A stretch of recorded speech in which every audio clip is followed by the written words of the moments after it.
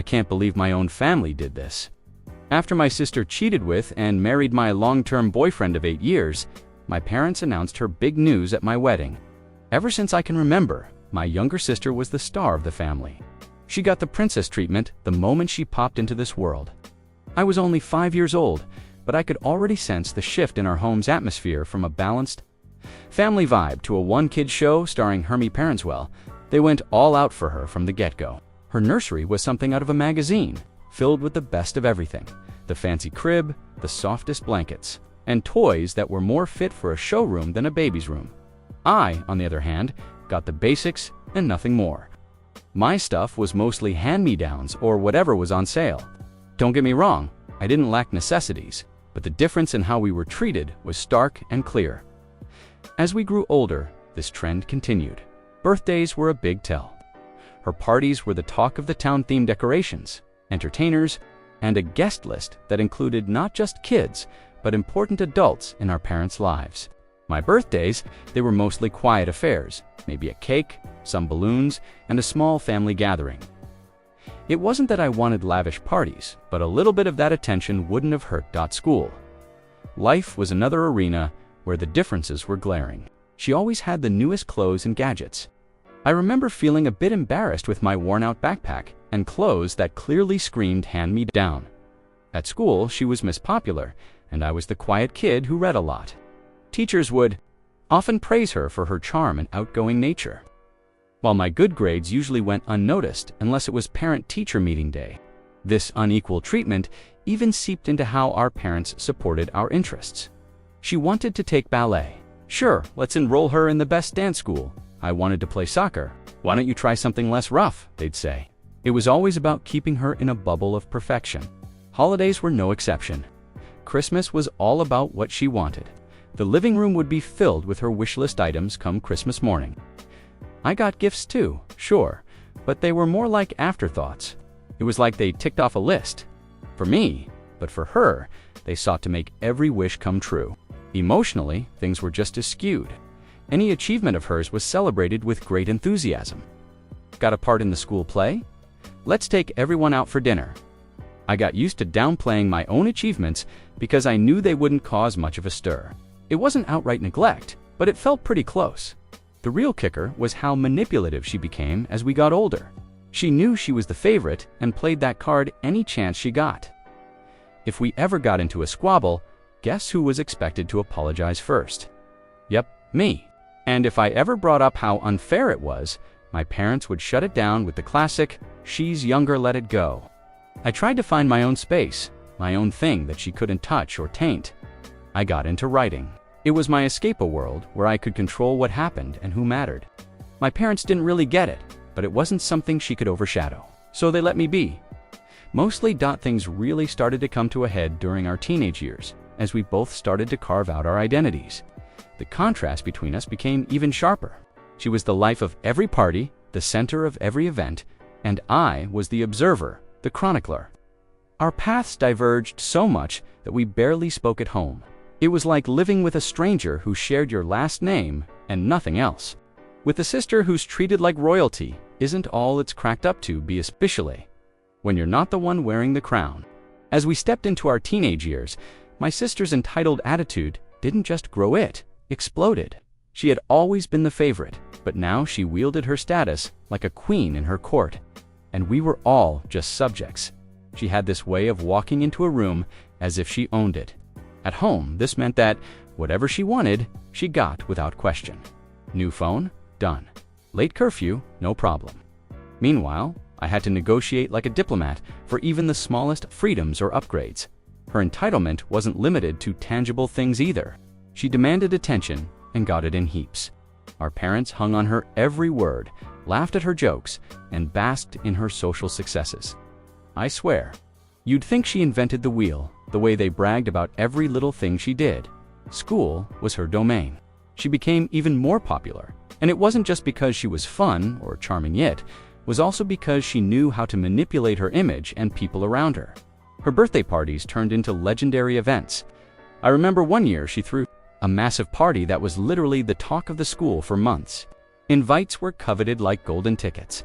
My own invitations were more like courtesy copies, handed out because it would look bad if the sister wasn't invited.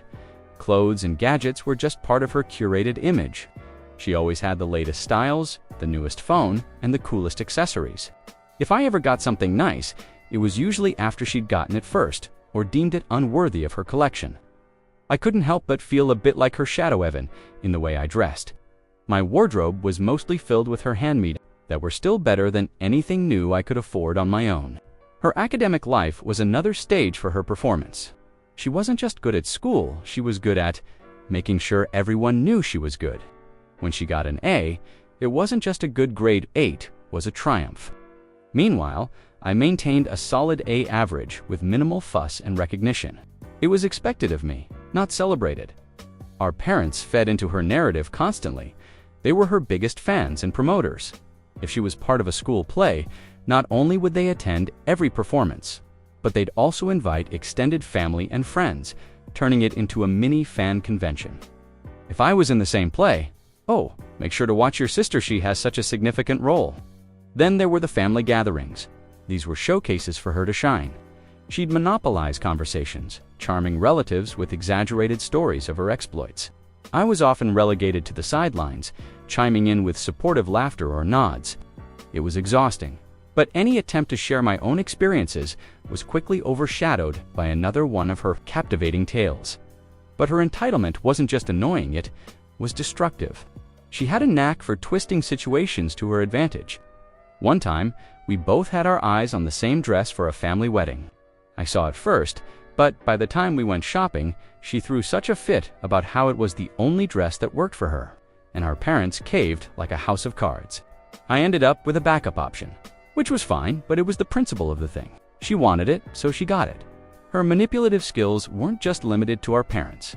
She had a way of turning friends against each other if it suited her. Her group of friends was more like her court, where she was the unchallenged queen. I watched her once at one of her extravagant parties laughingly pit two of her so-called best friends against each other over some trivial matter, just to entertain the rest of her group. It was all a game to her. The worst part? If ever there was a conflict or a problem, somehow I was the one who had to apologize or make concessions. It was always, she's your younger sister, try to be understanding, or she didn't mean it like that, you know how she is. It didn't matter the situation, the outcome was the same. She was right, and I needed to adjust. Living with her growing sense of entitlement was like walking on eggshells, but the eggshells were rigged with explosives. Any wrong step, any failure to play along with her version of reality was met with drama. And the drama was always somehow my fault for not supporting her, for not being the good big sister. I was in my senior year of high school, balancing the stress of upcoming college applications with the everyday drama that seemed to follow my sister around like a loyal puppy. She was in full social butterfly mode, her entourage ever expanding, her parties more lavish, and her demands increasingly outrageous. My parents were as blind as ever to the imbalance, their eyes glazed with pride for their little star. During this time, I had been dating Jake for about 2 years. He was my refuge, the calm in the storm of my home life. He knew all about the family dynamics, having witnessed more than his fair share of my sister's tantrums and my parents' indulgences. He was supportive, caring, and, importantly, he was mine. Or so I thought. The lead up to the disaster began innocuously enough. Jake and I were planning to go to the same college, dreaming of escaping our small town and starting fresh together. We had it all mapped out. We'd study hard, earn our degrees, and build a life together away from the constant drama that defined my family life. But as senior year progressed, I noticed a shift in Jake's behavior. He became distant, distracted, and our plans for the future were discussed less and less. I chalked it up to pre-college nerves and the pressure of finals. I tried talking to him about it, but he brushed off my concerns with assurances that everything was fine. Then came the night of the big blowout. It was supposed to be a typical weekend party at my house, hosted by my sister, of course. The house was decked out, music blaring, people everywhere. I wasn't really in the party mood, but I figured I'd stick close to Jake and ride it out.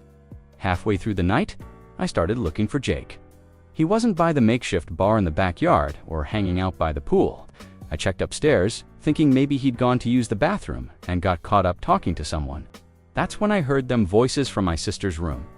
At first I thought nothing of it. It was her room after all. She was probably just showing off her latest shopping haul or something. But then I recognized Jake's laugh sound. I adored no, coming from behind her closed door. My heart sank.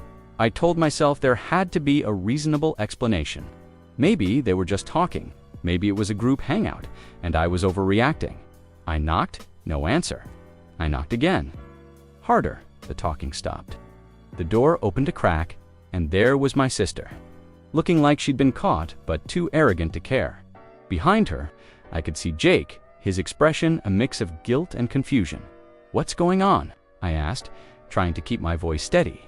"Chill, we were just talking," my sister said, her tone dismissive. "Yeah, just catching up," Jake added, but he couldn't meet my eyes. The room felt hot, the air thick with betrayal. I pushed the door open wider and saw her makeup on his shirt, his jacket thrown carelessly on her chair. It was clear as day, and yet I couldn't believe it. I felt like I was outside my ... body watching this disaster unfold. The confrontation was messy. There were tears, shouting, accusations flying. My sister, true to form, turned on her charm, playing the victim, saying it was all a big misunderstanding. Jake fumbled with apologies, trying to explain, but nothing he said made sense. The aftermath was brutal. I broke up with Jake that night. It wasn't just about him cheating, it was who he cheated with. My sister had crossed a line that couldn't be uncrossed. I couldn't even look at her, let alone speak to her. She had betrayed me in the worst possible way. And for what? A moment of thrill, to prove she could have anyone she wanted, even my boyfriend. My parents, of course, were useless. They tried to mediate, suggesting we all sit down and talk it out. Like it was just a minor disagreement. "She's your sister," they said, as if that excused her actions. Family is forever, but I couldn't accept it, not this time. After the fallout with my sister and Jake, things spiraled pretty quickly. It was like someone had knocked over a line of dominoes in my life, and I was just watching them fall one after the other. The entire fiasco with Jake and my sister was the final straw. That was the moment I decided my sister was, for all intents and purposes, dead to me. In the weeks following that disaster of a party, I lived in a fog. Everything felt numb, unreal, like I was walking through a dream, or, more accurately, a nightmare. I couldn't face my sister at home. Every time I saw her, the hurt and betrayal came rushing back. She seemed to carry on as if nothing had happened. Still, the golden child, unscathed and untouchable. I withdrew even more from my family, spending most of my time either locked in my room or at a friend's house. My parents tried to intervene, of course. They suggested family therapy, thinking it could mend what was broken. But how could therapy fix this? How could it erase the image of my boyfriend and my sister together? How could it make me trust either of them again? The idea of sitting in a therapist's office talking about my feelings while they sat there playing the victim was unbearable. I refused. I told my parents in no uncertain terms that there was no way I was going to sit and play happy families. This wasn't some small misunderstanding. It was a betrayal of the worst kind. My parents didn't push it too much. After I blew up at them, I think they finally understood how deep the wound went. Or maybe they just decided to focus on my sister, who was always their priority anyway. She seemed to revel in the attention, playing the misunderstood princess to perfection. In the midst of all this, college couldn't come soon enough. I was counting down the days until I could leave, start fresh, and put as much distance as possible between me and my sister. When the acceptance letter from my college came, it felt like a lifeline. I'd been accepted to a school a few states away, far enough to make random visits unlikely. Packing up my things and leaving home was bittersweet. I was leaving behind everything familiar, but I was also leaving behind so much pain. My mom cried when I left. My dad gave me a stiff hug. My sister, she gave a half-hearted goodbye, as if she was still trying to figure out how to play the victim in my departure. Starting college was like breathing fresh air. For the first time in months, I threw myself into my studies and made new friends who knew nothing of my past or my family drama. I relished the anonymity, the chance to be just another student, not the girl whose sister stole her boyfriend. But moving on wasn't as easy as I'd hoped. The scars from what happened lingered. Trusting new people was hard. I kept waiting for them to betray me like Jake and my sister had. Relationships were even harder. I dated a bit, but nothing serious. The fear of being hurt again held me back, as for my family, our communication dwindled to occasional calls and texts. My parents always asked about my return for holidays, but I always had an excuse ready. Schoolwork, exams, a trip with friends, anything to avoid going back to that house. Years passed, and with them the sharpness of the betrayal dulled a bit. I heard through the grapevine, aka my mom, that my sister had gotten married to Jake. They had even invited me to the wedding, but I didn't go, of course. That chapter of my life was closed. She was still dead to me, no matter who she married. Graduation came, and my parents attended. It was a strained visit, full of awkward silences and forced conversations. My sister didn't come. She was too busy with her new life, probably for the best. After college, I moved even further away, taking a job on the opposite coast. It was a new beginning in a new city where no one knew my history. I built a life there, found a career I loved, and eventually met someone. He was kind and understanding, and when I finally told him about my past, he didn't judge. He just listened and supported me. It took years, but I learned to trust again, to love again. My relationship with my family never fully recovered, though. I kept in touch with my parents, but it was always superficial. As for my sister, she remained a person from my past, someone I used to know but no longer recognized. Looking back, I sometimes wonder if cutting her off was too extreme. But then I remember the pain, the betrayal, and I know I made the right choice for me. Protecting myself had to come first, and if that meant cutting ties, then so be it.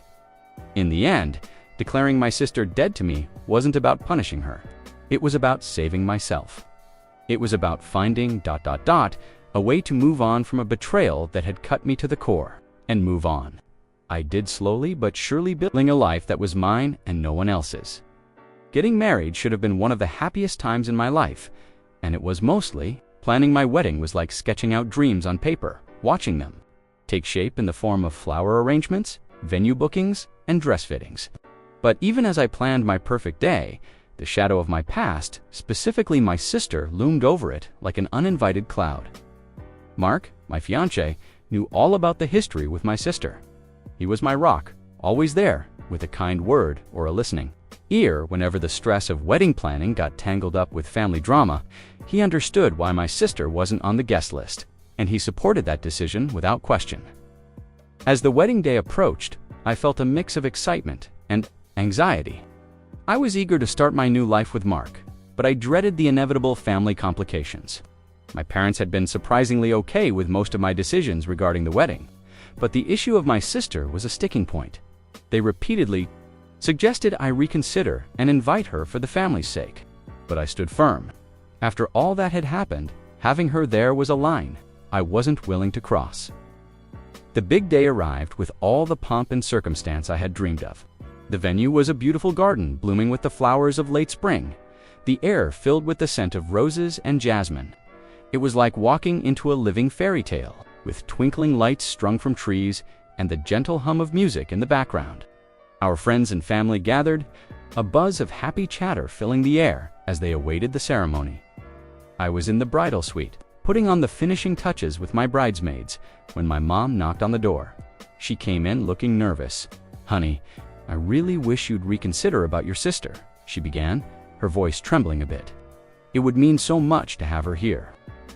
I took a deep breath, fixing my gaze on my reflection in the mirror. "Mom, we've been over this. She made her choices and I've made mine. Today is about me and Mark, not her."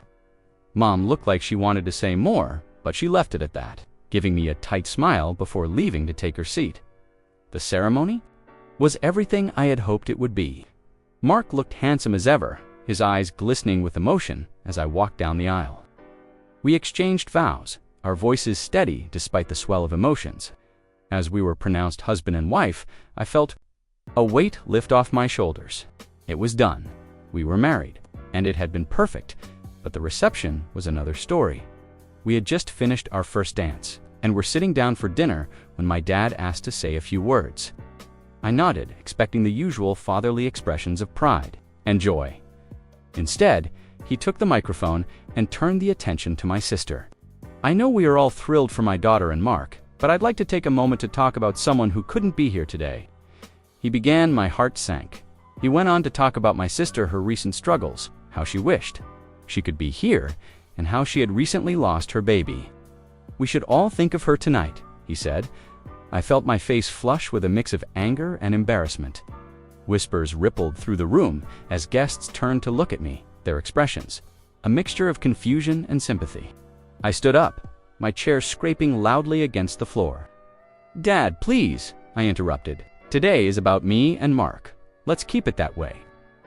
Dad looked taken aback, but he handed the microphone back to the DJ and sat down without another word. The mood had shifted, the air now tinged with tension. The rest of the evening passed in a blur.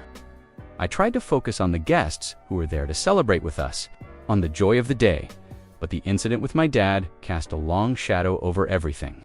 Mark squeezed my hand under the table, his silent support a lifeline in the turbulent sea of emotions. Later, during the toasts, my best friend gave a speech about friendship and loyalty, her words a subtle nod to the journey I'd been through. It was the salve I needed. And I found myself laughing and crying in equal measure. The wedding was beautiful, and despite the hiccup, it was still one of the happiest days of my life. But it also reinforced a truth I had known for a long time. My sister, even in her absence, could stir up storms in my life like no one else. As Mark and I drove away from the venue, my wedding dress bundled around me in the car. I felt a mix of relief and sadness. I was married to the love of my life. And yet, the family drama that had shadowed so much of my life had intruded on this special day too. I realized then that no matter how far I went, there would always be threads that tied me back to my family, to my sister. But now, with Mark by my side, I felt stronger, ready to face whatever came our way. Together, we would navigate the complexities of family, carving out a space for ourselves where peace and love could flourish away from the shadows of the past. The wedding had passed, but the echoes of that day, particularly the moment my dad decided to bring up my sister, lingered like a bad aftertaste. I'd hoped that once Mark and I returned from our honeymoon, the dust would have settled. But if there's one thing I've learned from all this family drama, it's that some dust never really settles. It just waits for the next ...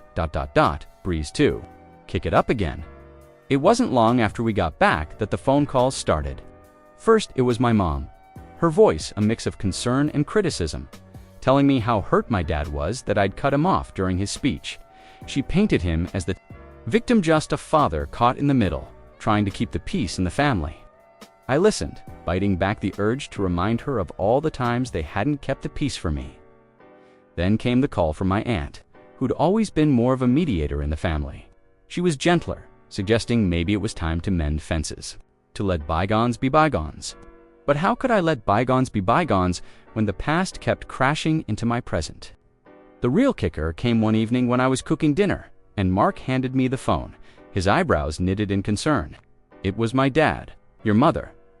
"And I think it's time we all had a talk," he said, his voice stern, the familiar tone of authority that had dictated much of my childhood.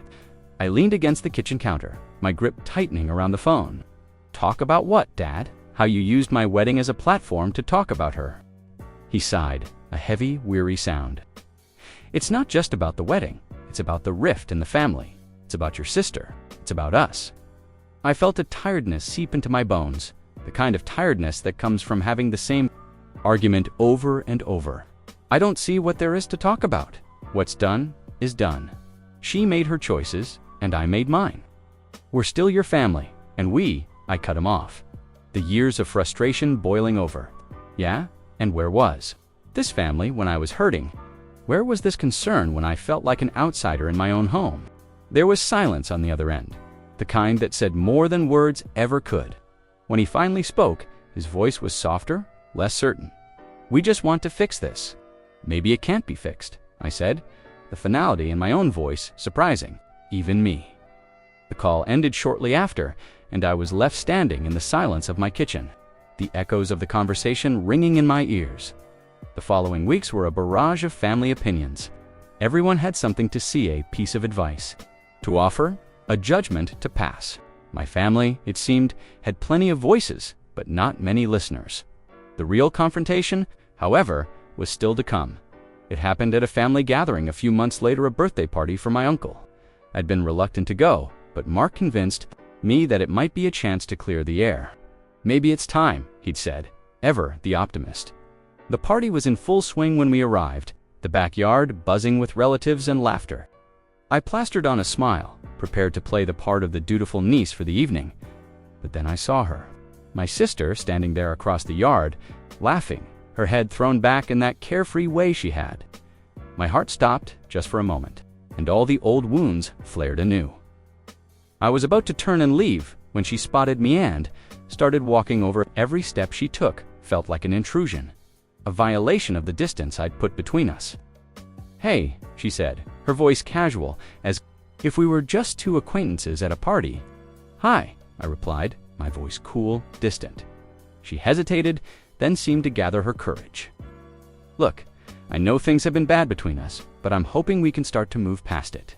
I looked at her hurriedly, looked at her handsaw, not just my sister, but the embodiment of all the pain and betrayal I'd felt. Move past it. How can I do that? How can you stand there and act like what you did was just some minor mistake? She flinched, but then her face settled into a mask of defiance. "I made a mistake, I know, but aren't families supposed to forgive?" "Forgiveness doesn't erase the consequences," I said, my voice steady despite the shaking inside. "What you did, what you chose to do it, changed everything." The conversation grew heated, voices raising old grievances, aired like dirty laundry. Relatives turned to look, forming a semicircle around us. It was like some twisted audience waiting to see how the drama would unfold. Finally, I'd had enough. "This isn't the time or the place," I said, cutting through the noise. "And I don't think there will ever be a right time or place for us to resolve this." I walked away then, leaving her standing there among the whispers and stares. Mark was at my side in an instant, his presence a comforting warmth. The next day was eerily quiet. My phone, usually buzzing with texts and calls from family trying to mediate or take sides, was silent. It was as if everyone was holding their breath, waiting to see what would happen next. Mark, seeing my anxiety, tried to lighten the mood, but the tension was a thick fog in our home. Then the calls started. First, it was my aunt, the family peacemaker, her voice soft and worried. "You know, your parents are just devastated," she began, but I cut her off. "Aunt Linda, I love you, but I can't do this right now. I need some space." She was hurt, I could tell, but she understood. She always did. Next was my mom. Her approach was different, tinged with anger and disappointment. "How could you embarrass us like that in front of the whole family?" she demanded. "Mom, this isn't about you or Dad. This is about me and my life and the choices I'm making for my own well-being," I replied, trying to keep my voice calm. "It's always about you, isn't it?" she shot back before hanging up. Her words stung, echoing in my mind long after the call ended. Days turned into weeks, and the divide within the family deepened. Relatives I hadn't spoken to in years were suddenly reaching out, some to offer support, others to criticize my decision to cut ties with my sister. Had ripple effects I hadn't anticipated. Affecting relationships I thought were unshakable. The hardest hit, unsurprisingly, was my relationship with my parents. They were caught between their two daughters, one they had always favored, and another they didn't know how to support without causing conflict. Conversations with them were strained, filled with awkward silences and unsaid words. As for my sister, she became a topic we all avoided. It was as if mentioning her might reignite the flames we were all desperately trying to smother. But avoidance didn't heal the wounds, it just covered them up for a while. Mark and I found ourselves discussing our future, contemplating moves and changes that would put physical distance between us and my family. "Maybe a fresh start is what we need," Mark suggested one evening. His arm around me as we sat watching the sun set from our porch, I considered it. A new city, new jobs, new people. It was tempting an escape from all the drama. But then, a new resolve settled over me. Running away wasn't the answer. I needed to face this, to rebuild my life on my terms, not just escape the parts that were hard. So we stayed. Instead of running, I focused on building. I threw myself into work, my passions. I started a blog, sharing my experiences and connecting with others who had gone through similar family The response was overwhelming, and I found a sense of purpose in helping others navigate their own turbulent family waters. Mark and I also worked on strengthening our bond, knowing that our foundation needed to be solid if we were to weather the storms together. We attended couples therapy, learned better communication skills, and made sure to carve out time for each other away from the shadow of my family drama. Months passed, and slowly, the sharp edges of the fallout began to soften. Some family members drifted away, unable or unwilling to accept my decisions. Others, surprisingly, grew closer, their support a balm on the raw edges of my hurt. Holidays were the hardest. The first Christmas after the confrontation, I declined the family gathering, choosing instead to volunteer at a local shelter. It was bittersweet serving others while knowing my own family was fractured, but it was also empowering, a step toward reclaiming my agency in how I chose to live my life. As for my parents, our relationship eventually found a new normal. It was never the same as it had been before, but maybe that was okay, we learned. To navigate around the sensitive topics, to focus on the here and now rather than the tangled past. And my sister, we didn't speak for years. It was a silence that spoke volumes, each of us living our lives in parallel universes that rarely intersected. I heard about her through the family grapevine, her kids, her moves, her life. It was strange hearing about someone who had once been my closest confidant as if she were a distant acquaintance. In the end, the confrontation and its fallout taught me a lot about myself. I learned that I was stronger than I had thought, capable of making tough decisions for the sake of my own health and happiness. I learned that family isn't always defined by blood, but by the people who stand by you when the ground falls away. And I learned that healing is not a straight line, but a complex journey with ups and downs. A journey best navigated with honesty, resilience, and, above all, hope. So while the fallout was messy, painful, and complicated, it was also the catalyst for a new beginning, one where I stood firmly at the center of my own story, no longer a supporting character in someone else's drama. And with each passing day, I grew more confident that no matter what the future held, I was ready to face it on my own terms. His story hits like a ton of emotionally charged bricks. What fascinates me most isn't just the betrayal, it's how our narrator slowly transformed from background character in her own family to the heroine of her story, the ultimate power move. When she turned her pain into purpose by helping others through her blog, that's the kind of glow I'm here for. It's like watching someone get handed a script where they're the doormat, then ripping it up and writing their own Oscar-worthy comeback story. And let's be real, if this were a movie, we'd all be cheering when she walked away from that family party, because sometimes the healthiest family trees need pruning.